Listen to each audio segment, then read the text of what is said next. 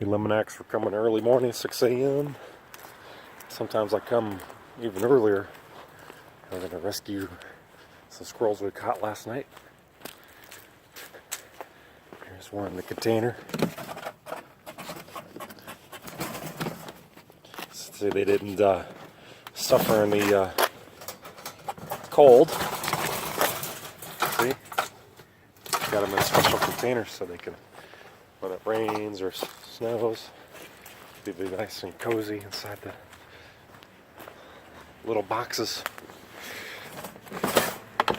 Here's one.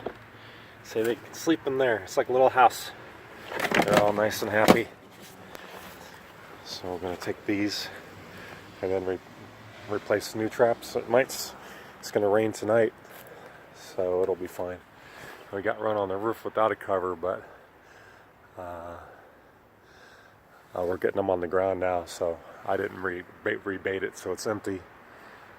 And I left it up there. All right.